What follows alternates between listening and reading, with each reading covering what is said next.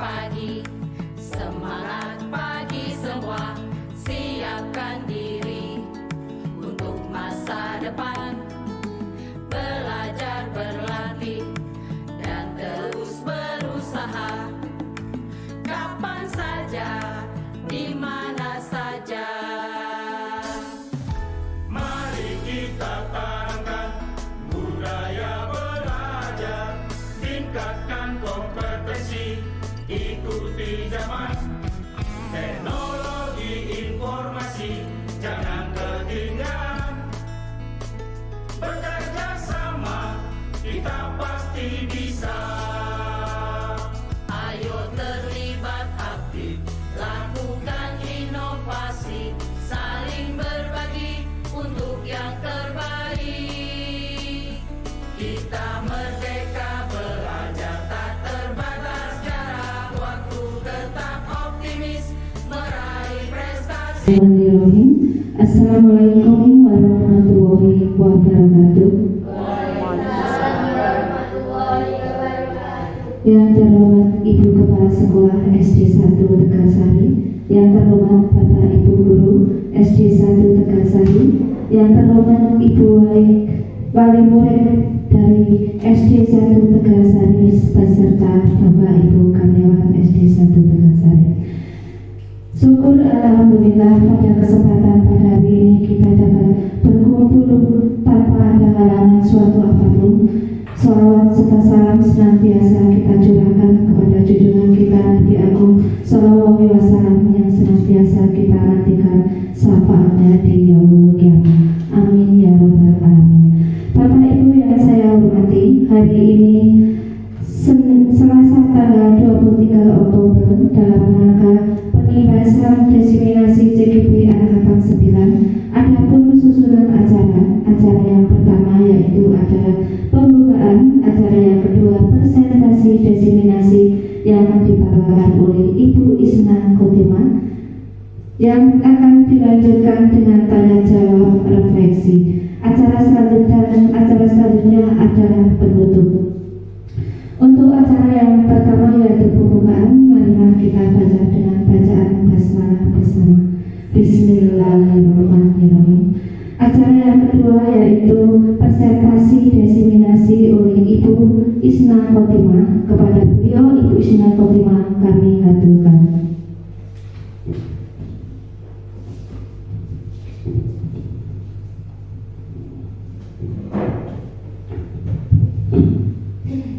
Bismillahirrahmanirrahim.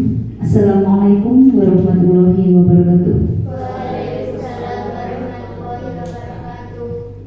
Ibu Kepala Sekolah SD Negeri 1 Tegalsari yang saya hormati, Bapak Ibu Guru serta karyawan SD Negeri 1 Tegalsari yang saya hormati, dan tak lupa kepada perwakilan wali murid SD Negeri 1 Tegalsari yang saya hormati.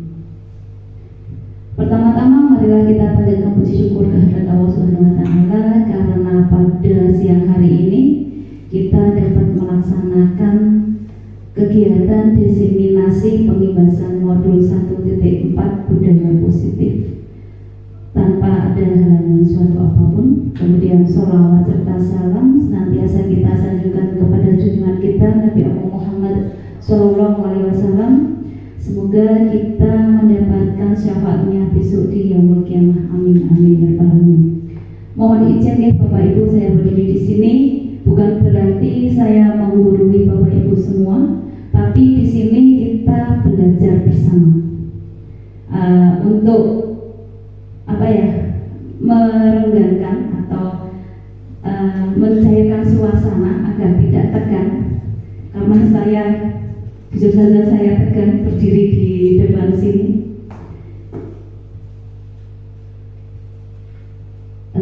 Kita akan sedikit berolahraga. Moga Bapak Ibu semua saya aturi berdiri.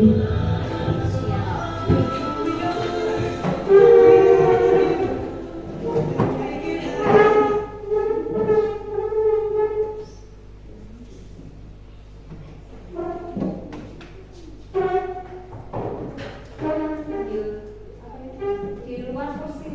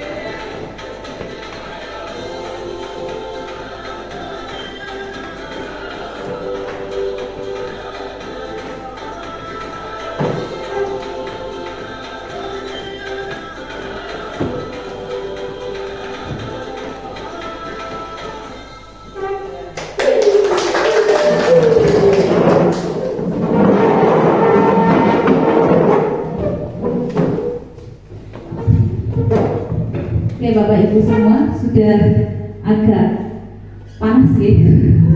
Meringat. Oke. Kita lanjutkan budaya positif. Sebelumnya tujuan pendidikan menurut Ki Hajar Dewantara adalah menuntun segala kodrat yang ada pada anak-anak agar mereka dapat mencapai keselamatan dan kebahagiaan yang setinggi-tingginya, baik sebagai manusia maupun sebagai anggota masyarakat.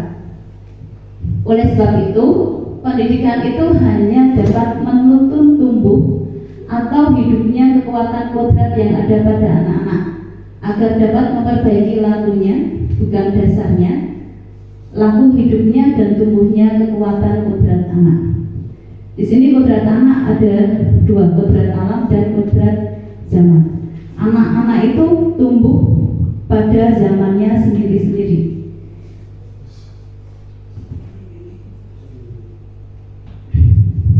Oke, apakah budaya positif itu?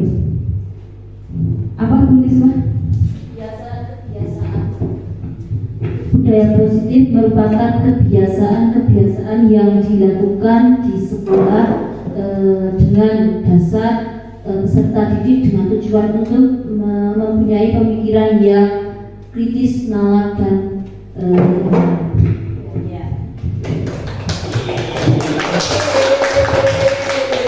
Kalau menurut Bu Siti, apa itu budaya positif?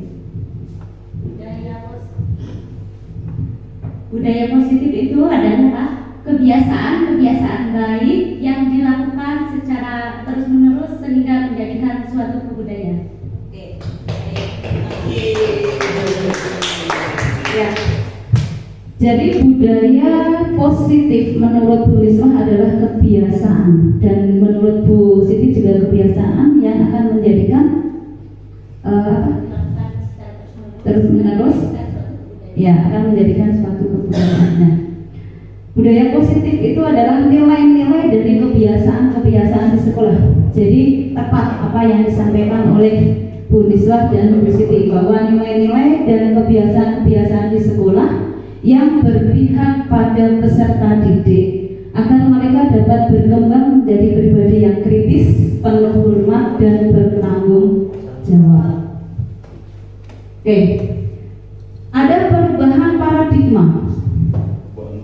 Coba sekarang Bapak Ibu semua bayangkan, kita membayangkan Bapak Ibu menulis di secari kertas, kemudian Bapak Ibu menuliskan hal yang sangat Bapak Ibu harapkan, yang menurut Bapak Ibu itu sangat penting bagi kehidupan Bapak Ibu. Kita genggam di tangan, kemudian ada orang yang memaksa atau meminta Bapak Ibu untuk melepaskan genggaman itu. Ada yang mau minta secari kertas itu. Kira-kira apa yang akan dilakukan? Pak Ari?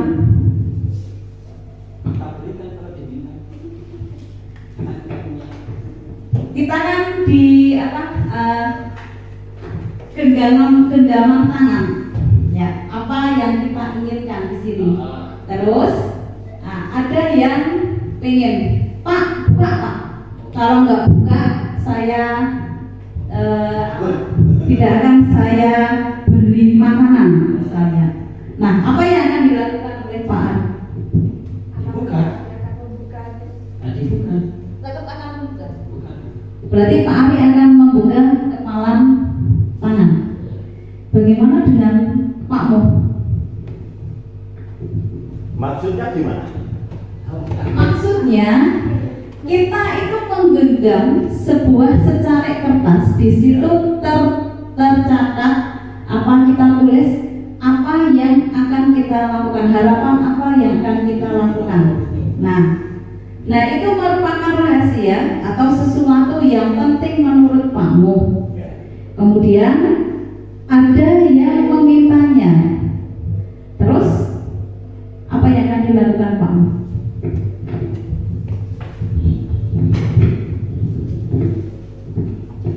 Kalau misalkan saya itu menggenggam sebuah kertas atau secari kertas yang tertulis dan ada yang meminta untuk membukanya, maka akan saya pertahankan dulu genggaman saya, dan orang itu suruh untuk menebak. Coba sekarang tebak apa yang saya tulis di dalam secari kertas itu.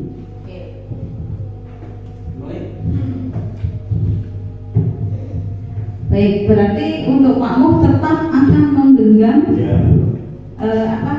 genggamannya. Jadi pertanyaan saya, siapa yang menjadi kontrol? Kok saya mau membuka, saya tidak mau membuka itu siapa? Ya, diri sendiri. Nah, kita sendirilah yang memegang kontrol atas kepalan tangan kita. Apakah kita kita akan membuka atau apakah kita akan tetap menutup. Tadi Pak Ari ada yang minta dibuka, kemudian Pak Mu tetap dipertahankan. Itu kan karena kontrol setiap individu. Nah, itu tergantung pada diri kita masing-masing sesuai dengan kebutuhan dasar kita. Nah, perubahan paradigma tersebut itu untuk membangun budaya yang positif. Sekolah perlu menyediakan lingkungan yang positif, aman dan nyaman agar murid-murid mampu berpikir, bertindak, dan mencipta dengan merdeka, mandiri, dan bertanggung jawab. Disiplin sering dikaitkan dengan kontrol. Dalam hal ini kontrol guru dalam menghadapi murid. Jadi yang mengontrol murid adalah guru.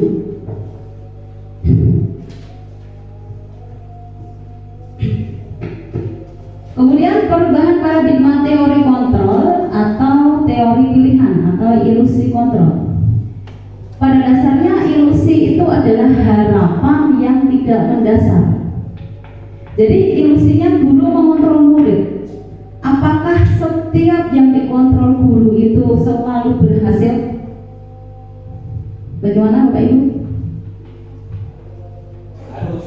Harus. Tapi apakah berhasil? Apakah semua berhasil? Belum tentu. Karena apa? Karena ada anak yang mau membuka diri dan ada anak yang tidak mau membuka diri. Itu adalah guru mengontrol murid. Kemudian ilusi bahwa kritik dan membuat orang merasa bersalah dapat menguatkan karakter. Di sini, ketika kritik dan membuat orang merasa bersalah, itu akan menjadikan anak gagal. Jadi anak akan merasa, wah, saya pasti salah. Wah, ternyata tidak benar. Wah, ini kesalahan saya. Kemudian ilusi bahwa semua penguatan positif efektif dalam bermanfaat. Jadi murid diberi penguatan, diberi penghargaan. Nah, ketika tidak ada penghargaan, murid tidak akan melakukan karena tidak ada penghargaannya. Kemudian ilusi bahwa orang dewasa memilih hak untuk memaksa. Hanya orang dewasa yang bisa memaksa. Itu teori kontrol, teori pilihan. Dan dari 4 ilusi tersebut kita harus menggantinya secara perlahan atau kita harus menghilangkannya secara perlahan-lahan. Nah, perubahan paradigma stimulus respon dengan teori kontrol atau teori pilihan. Stimulus respon, kita mencoba mengubah orang agar berpandangan sama dengan kita. Tapi kalau teori kontrol, kita berusaha memahami pandangan orang lain tentang dunia. Yang kedua, perilaku buruk dilihat sebagai suatu kesalahan. Tapi kalau teori kontrol, semua perilaku memiliki tujuan. Jadi setiap orang itu melakukan tindakan itu pasti ada tujuannya. Kemudian stimulus respon, orang lain bisa mengontrol saya. Tapi untuk teori kontrol itu hanya Anda sendiri yang dapat mengontrol diri Anda. Anda tidak bisa mengontrol orang lain. Kemudian stimulus respon, saya bisa mengontrol orang lain. Teori kontrolnya, Anda tidak bisa mengontrol orang lain. Kemudian pemaksaan ada pada saat rujukan gagal. Ada pemaksaan kalau di stimulus respon. Tapi kalau di teori kontrol itu ada kolaborasi, ada konsensus menciptakan pilihan-pilihan baru. Jadi ada ide-ide baru. Kemudian stimulus respon, model berpikir menang kalah. Oh, saya menang. Aku guru, aku tuh menang. Murid orang kena menang sekolah aku. Nah, seperti itu. Kemudian untuk teori kontrolnya, model berpikir menang-menang. Jadi tidak ada yang kalah, sama. Win-win solution. Nah, sekarang apa itu disiplin? apa busung disiplin? Disiplin itu adalah tata tertib. Disiplin diri yang tata tertib yang kita lakukan. Oke, tata tertib yang kita lakukan. Bagaimana menurut Bu Siti? Apa itu disiplin? Disiplin itu adalah taat pada peraturan yang ada. Oke, disiplin adalah taat pada peraturan yang ada. Coba, ada pertanyaan tematik. Menurut Bapak Ibu setuju atau tidak setuju? Yang pertama, hukuman dapat mendisiplinkan anak. Pak Arif tidak setuju. Bu Nisbah tidak setuju. Ada yang setuju? Saya setuju. Oke, Pak Mo setuju. Saya setuju. Kenapa Pak Mo setuju?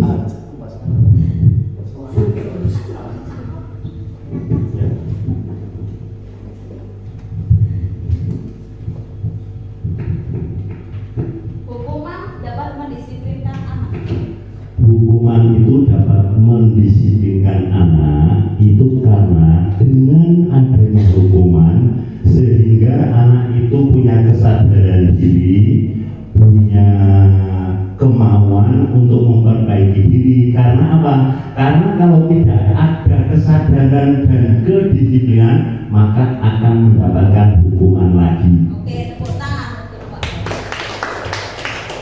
Kemudian yang kedua, pemberian hukuman dengan hal positif seperti membaca atau membersihkan halaman sekolah dapat meningkatkan disiplin anak. Menurut Bapak Ibu setuju atau tidak setuju? Setuju. Bu Sri? Setuju atau tidak setuju?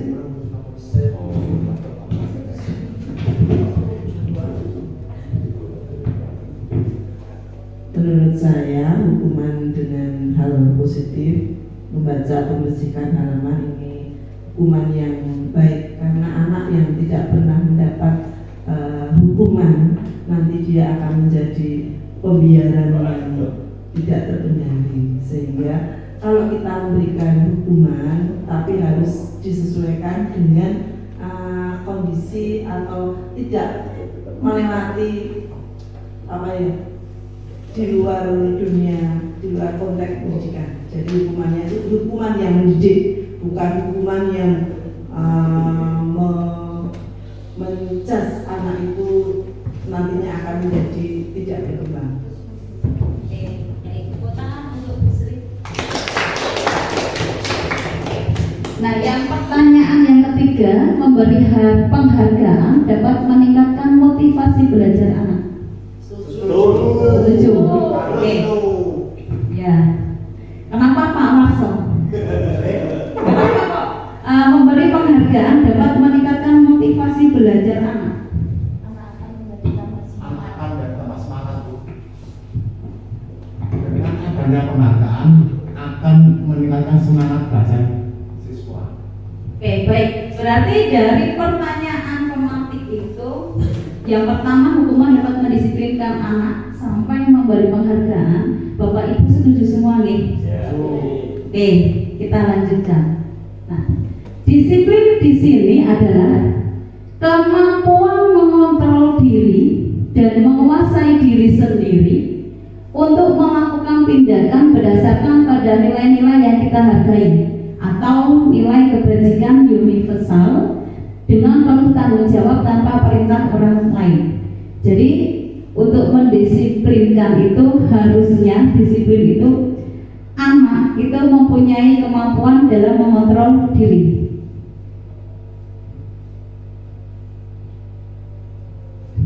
Sebelum saya juga sering melakukan hukuman, tapi setelah membaca modul ini ternyata untuk hukuman itu sesuatu yang tidak diperbolehkan. Kenapa, Bu, tidak diperbolehkan? Tidak mendidik. Karena hukuman itu akan membekas pada anak. Dan mungkin sebentar Pak, dan mungkin itu akan jangka panjang. Jadi bisa saja anak akan menjadi dendam juga bisa. Karena apa? Hukuman itu identik dengan fisik dan psikis. Dan hukuman itu biasanya dilakukan secara tidak terencana atau spontan. Itu seperti itu. Kemudian untuk penghargaan, sebenarnya penghargaan itu boleh, tetapi itu timbulnya itu bukan dari diri sendiri, bukan dia mengontrol diri, tapi dia melakukannya. Misalnya, kalau kamu mengerjakan PR, nanti kamu akan mendapatkan bintang. Jadi anak itu melakukan disiplin karena dia akan mendapatkan imbalan. Seperti itu, nih. Kemudian tadi apa itu nilai kebajikan? Nilai kebajikan adalah nilai kebajikan yang ingin dicapai oleh setiap anak Indonesia yang kita kenal dengan profil pelajar Pancasila. Ada 6 dimensi. Yang pertama adalah beriman, bertakwa kepada Tuhan Yang Maha Esa dan berakhlak mulia. Yang kedua mandiri. Kemudian yang ketiga bernalar kritis. Yang keempat berkebinekaan global. Yang ketiga yang kelima bergotong royong, dan yang keenam kreatif. Nah, setiap manusia itu tindakan manusia, perilaku manusia itu ada 3 teori motivasi. 3 teori motivasi perilaku manusia. Yang pertama adalah untuk menghindari ketidaknyamanan atau hukuman. Apa ya yang akan terjadi apabila saya tidak melakukannya? Itu motivasi eksternal. Oh, kalau saya tidak melakukannya berarti saya akan seperti apa? Kemudian yang kedua, untuk mendapatkan imbalan dari orang lain atau institusi. Apa yang akan saya dapatkan apabila saya melakukannya? Itu juga motivasi eksternal. Kemudian yang ketiga, untuk menghargai diri sendiri. Saya akan menjadi orang yang seperti apa bila saya melakukannya. Itu adalah motivasi internal, bersumber dari diri sendiri. Itu adalah tujuan disiplin positif. Jadi tujuan disiplin positif itu melakukan suatu tindakan itu berdasarkan dari dalam diri kita. Kemudian kebutuhan dasar manusia dalam melaksanakan tindakan, motivasinya itu karena ada kebutuhan dasar manusia. Jadi motivasi kita melakukannya itu karena kebutuhan dasar manusia ada 5. Yang pertama bertahan hidup, yang kedua penguasaan, yang ketiga kasih sayang dan rasa diterima, yang keempat kebebasan, dan yang kelima kesenangan. Oke, ini ada studi kasus. Dinda, bukan putra Ibu Sunggi. Dinda, seorang anak kelas 3 SD. Begitu tiba di rumah sepulang dari sekolah, menangis dan mengadu pada ibunya bahwa dia benci pada Ibu Rani, gurunya. Bila Anda berada dalam posisi Ibu Rani dan mendengar informasi dari ibunya Dinda tentang perasaan Dinda hari itu, jika Anda menghadapi situasi seperti Bu Rani, kira-kira apa alasan Dinda melakukan hal itu? Kira-kira apa? Yuk Pak Warso.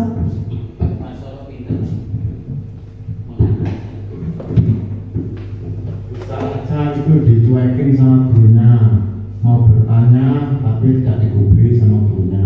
Jadi nangis. Oke, sip, tepuk tangan untuk Pak Warso. Menurut Pak Warso sama bisa jadi dicuekin. Kemudian apa lagi? Bu Eva?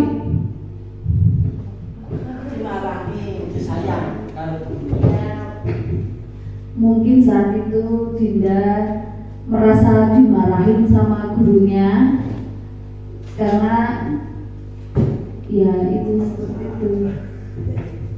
Ya mungkin karena dimarahi, ya tepuk tangan untuk Bu Eva. Nah, kira-kira apa alasan Dinda melakukan hal tersebut? Nah, kita sebagai guru kita harus tahu dulu apa Dinda harapkan. Tadi kebutuhan dasar itu apa? Ada 5 itu tadi. Bertahan hidup, kasih sayang, penguasaan, kesenangan. Nah, dalam konteks penerapan disiplin positif, Ibu Rani sebaiknya mencari tahu alasan Dinda. Jadi alasannya apa, kemudian tindakannya apa. Misalnya, Dinda itu dia butuh cinta dan kasih sayang. Dia membutuhkan untuk diterima oleh gurunya. Misalnya, Bu, tadi itu Bu Guru tidak menyapa Dinda, padahal jilbab Dinda baru. Maksudnya dia butuh gurunya itu ngaruh-ngaruhi seperti itu. Perhatian, nah membutuhkan perhatian. Kalau Pak Ari cinta dan kasih sayangnya cukup atau tidak Pak? Tidak cukup. Nah, kemudian misalnya tentang penguasaan atau pengakuan atas kemampuan. Bu, tadi Dinda itu malu. Kenapa malu? Bu, Dinda itu malu karena gambar Dinda itu waktu itu tidak bagus, kemudian ditunjukkan Bu Guru di depan teman-teman. Nah, dia butuh penguasaan, butuh pengakuan. Kemudian kebebasan. Mungkin Dinda, aku sebel sama Bu Guru. Bu Guru ngajarnya monoton seperti itu saja. Kemudian kesenangan. Misalnya kesenangan tadi Bu Guru Bu Guru menasihati saya. Bu Guru bilang pada saya untuk jangan bermain meja, padahal saat itu sambil bernyanyi. Kan tidak enak kalau tidak sambil tabuhan, nah seperti itu kesenangan. Kemudian 5 posisi kontrol guru. Yang pertama adalah penghukum, yang kedua adalah pembuat merasa bersalah, yang ketiga sebagai teman, yang keempat sebagai pemantau, dan yang kelima sebagai manajer. Sekarang saya tanya, Bapak Ibu saat ini ada di posisi kontrol yang mana? Manajer. Oke.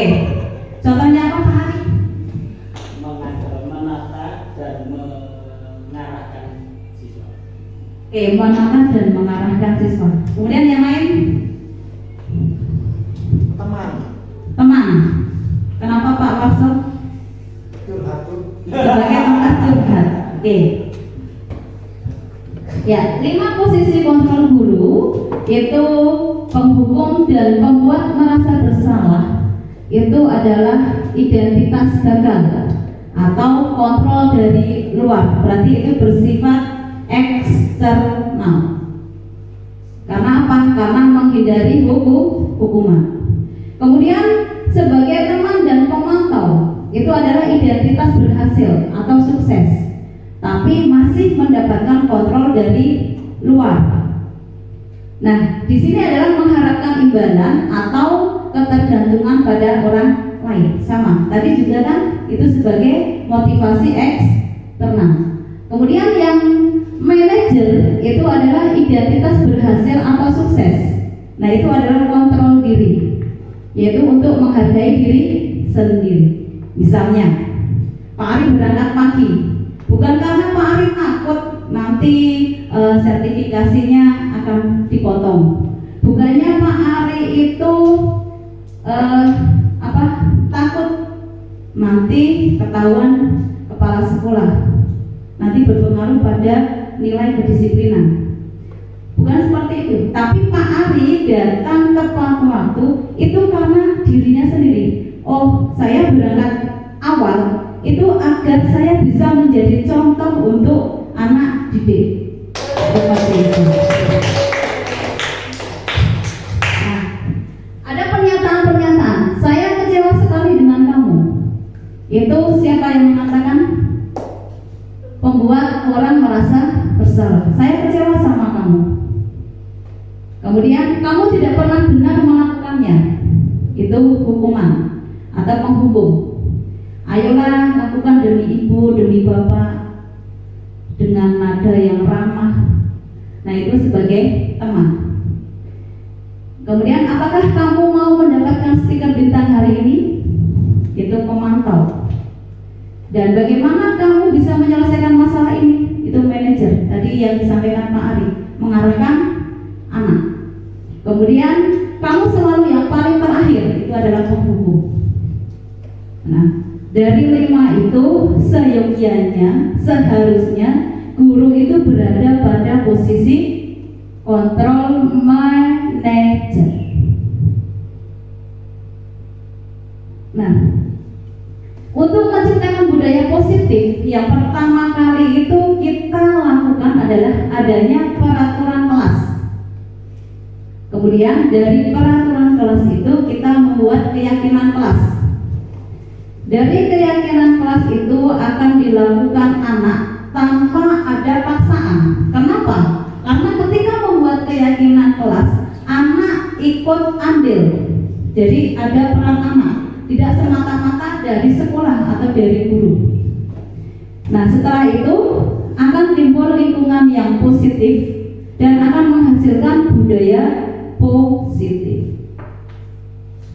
Nah, keyakinan kelas. Ketika kita mendengar keyakinan kelas, terbesit dalam pikiran pasti apa? Peraturan kelas. Sama tidak peraturan dengan keyakinan? Beda sedikit. Beda sedikit. Apa bedanya? Bedanya kalau peraturan kan dari sekolah, kalau keyakinan kelas bisa sama murid rembukan. Bagaimana peraturan kelas? Rembukan sama murid. Itu keyakinan kelas. Keyakinan kelas Peraturan dari sekolah. dari sekolah. Oke. Peraturan kelas itu berasal dari guru. Kemudian keyakinan kelas itu hasil rembukan, hasil diskusi dari anak. Ya, kita lihat dulu peraturan kelas. Nah, peraturan kelas itu atau peraturan sekolah itu biasanya banyak atau sedikit? Banyak. Kemudian kata-katanya itu apakah semuanya positif? Positif. Tidak datang terlambat. Tidak boleh datang terlambat. Nah, itu pernyataan positif atau negatif? Negatif. Nah, kalau keyakinan kelas itu merupakan kesepakatan yang dibuat bersama antara murid dan guru kelas tanpa adanya paksaan dalam menciptakan suasana kelas yang nyaman dan menyenangkan. Kemudian tujuannya adalah sebagai kontrol diri supaya disiplin positif dapat tercipta. Kalimat yang digunakan berupa kalimat universal dan positif. Keyakinan kelas itu tidak banyak dan hanya kalimat positif. Bukannya tidak boleh makan saat pelajaran. Berarti itu mengharapkan anak bagaimana? Belajar dengan sungguh-sungguh. Tidak boleh datang terlambat. Berarti nilai apa? Tepat waktu atau menghargai waktu. Nah, seperti itu. Nah, untuk keyakinan kelas dari kelas 5 itu ada 5. Yang pertama, saling menghargai, menghormati dan rukun, selalu berusaha yang terbaik, mengerjakan tugas dengan sungguh-sungguh, menjaga kebersihan kelas, saling menolong dan kerjasama. Dari keyakinan kelas itu nilai kebajikan yang akan dicapai adalah menghormati, peduli, kemudian tanggung jawab, kebersihan. Nah, ini adalah video ketika pembuatan keyakinan kelas. Nah, nanti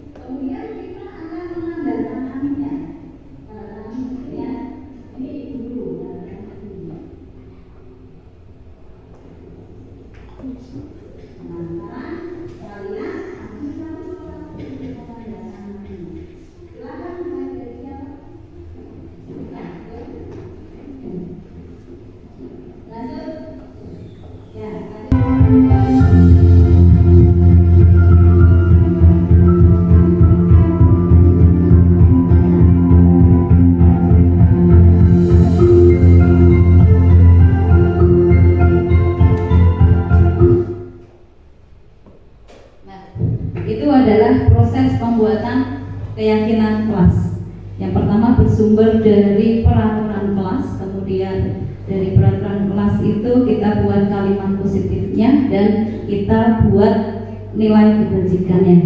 Setelah itu disepakati dan ditandatangani. Kemudian ditempelkan di tempat yang bisa semua warga kelas itu membaca. Kemudian selanjutnya, apa yang terjadi jika keyakinan kelas sudah kita buat, tapi masih ada anak yang melanggar keyakinan kelas itu.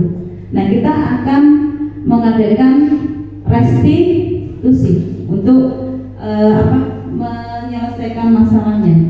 Restitusi adalah proses menciptakan kondisi bagi murid untuk memperbaiki kesalahan mereka sehingga mereka bisa kembali pada kelompoknya dengan karakter yang lebih kuat.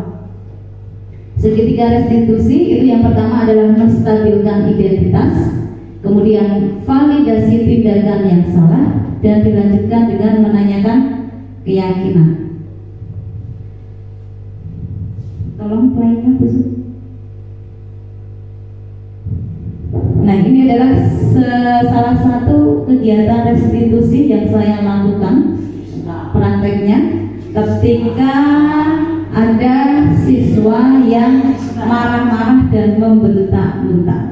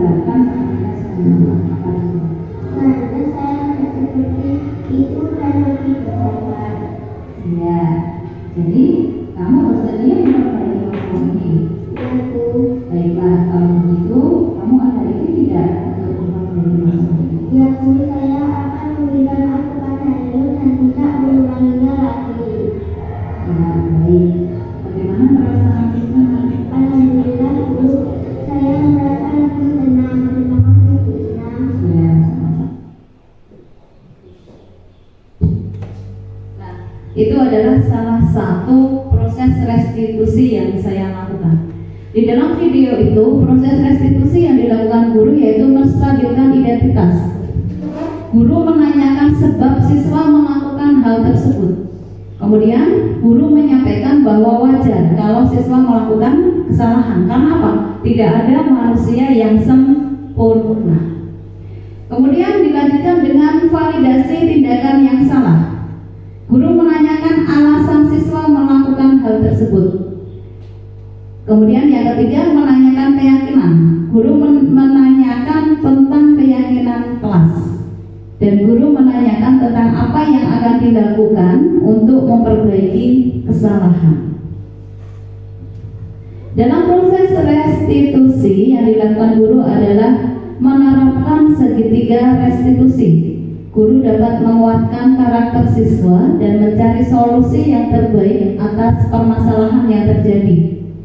Selain berfokus pada penguatan karakter, bukan tindakan, bukan hukuman, juga merupakan tawaran, bukan paksaan. Jadi kira-kira ada ide apa untuk menyelesaikan masalah? Jadi anak diajak untuk mengeluarkan pendapat. Melalui penerapan segitiga restitusi akan didapatkan solusi atau win-win solution. Jadi menang-menang, tidak semena-mena dari guru, kamu harus seperti ini karena salah, tidak. Tapi kita harus mencari solusi yang benar. Segitiga restitusi bukan untuk menebus kesalahan, tapi untuk belajar dari kesalahan. Oh, dari kesalahan ini seharusnya saya seperti apa? Oke. Seperti itu nih Bapak Ibu. Untuk refleksi kita. Nah, urutkan langkah-langkah utama dalam menetapkan keyakinan kelas serta pendalamannya. Ini kita sebut 1, kemudian ini 2, yang ini 3, kemudian 4, 5, 6. Kira-kira langkah pertama yang kita lakukan apa? Bu Eva. Menurut Bu Eva yang mana? Kalau menurut saya, urutan langkah-langkah utama dalam menentukan keyakinan yang pertama yaitu berdiskusi memunculkan peraturan-peraturan yang perlu dibuat warga kelas.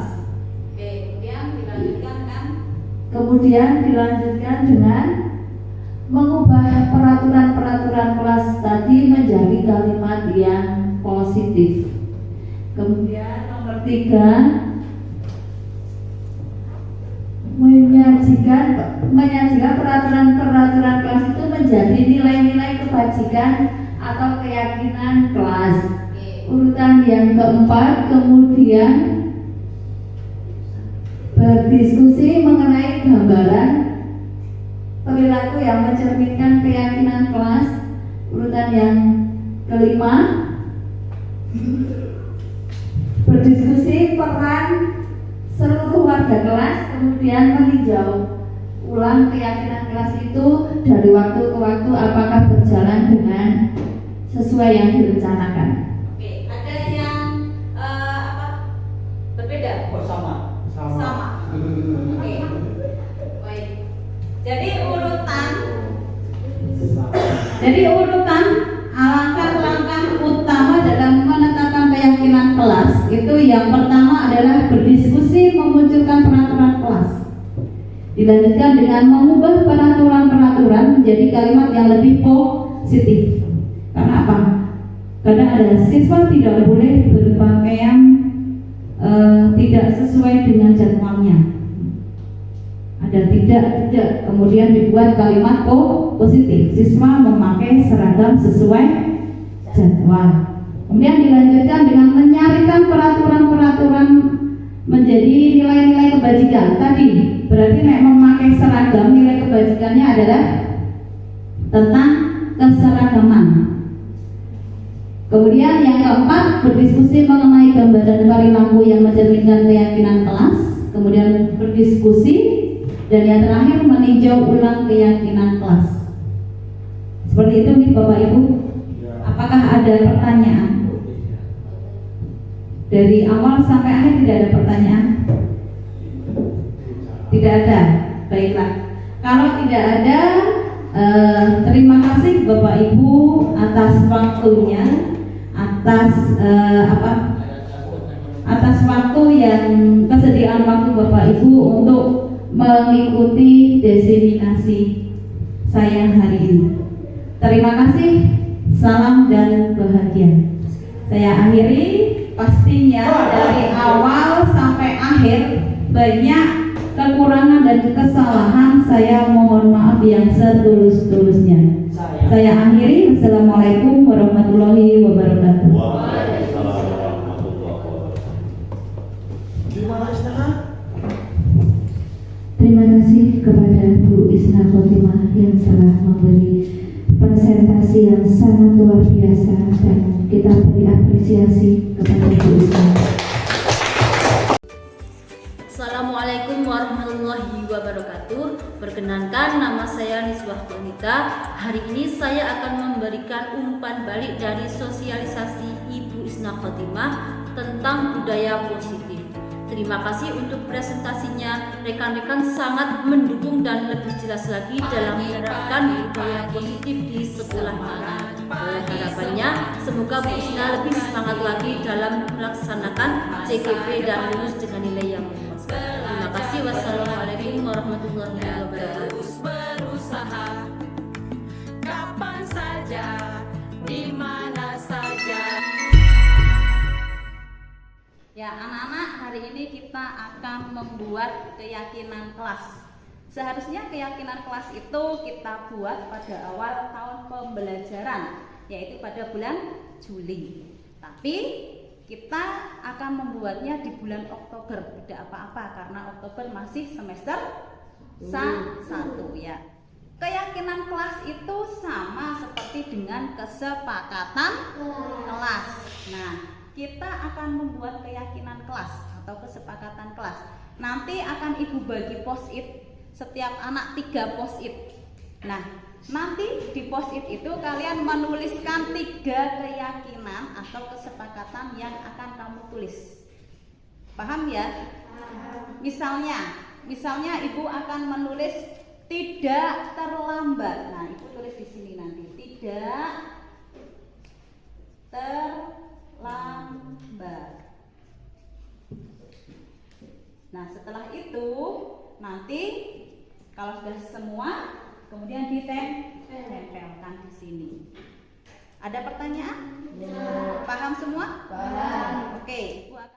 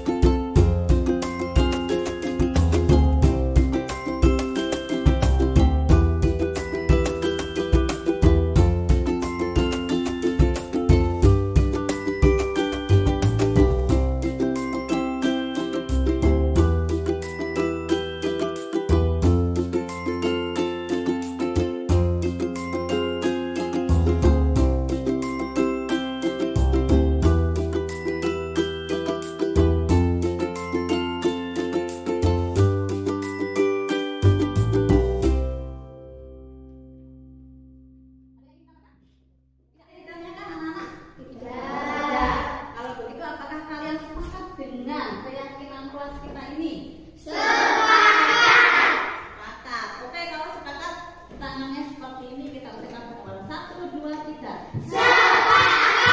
Oke, jadi kalau sepakat, kesepakatan kelas ini harus kita laksanakan. Baik itu kamu yang melaksanakan maupun ibu yang melaksanakan. Ada yang ingin ditambahkan? Oke, kalau tidak kita beri tepuk tangan untuk kita semua. Kalau tidak, silakan boleh kita lanjutkan. Anak setelah istirahat apa yang kamu rasakan? Akan lebih semangat ya. Ketika tadi istirahat, ibu membuat keyakinan kelas tadi yang sebelum pelajaran kita buat, kemudian ibu istirahat membuatnya menjadi poster. Sekarang kan tadi kita sudah sepakat ya, ada 5, ya kan? Ya, itu sudah ibu tulis di sini. Kemudian kita akan menandatanganinya. Tanda tangani di sini ya. Ini ibu dulu tanda tangan di sini. Nah, sekarang kalian maju satu persatu untuk menandatanganinya. Silakan mulai dari siapa? Kita, yuk. Lanjut. Ya, lanjut belakangnya. Yuk. Ada yang sini boleh? Ada yang bareng sini boleh?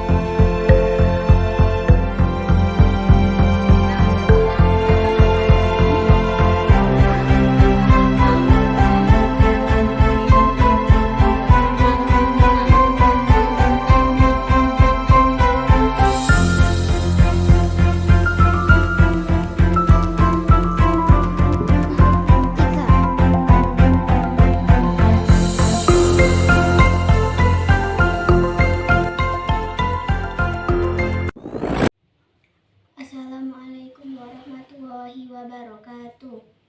Perkenalkan, nama saya Sahira Dwi Cahyani. Saya kelas 5 SDN 1 Tegalsari. Saya dan teman-teman dengan bimbingan Bu Isna telah membuat keyakinan kelas berdasarkan nilai-nilai kebijakan yang telah disepakati bersama. Saya merasa senang membuat keyakinan kelas ini karena saya merasa lebih nyaman dan bahagia dalam pelajaran. Terima kasih. Wassalamualaikum warahmatullahi wabarakatuh.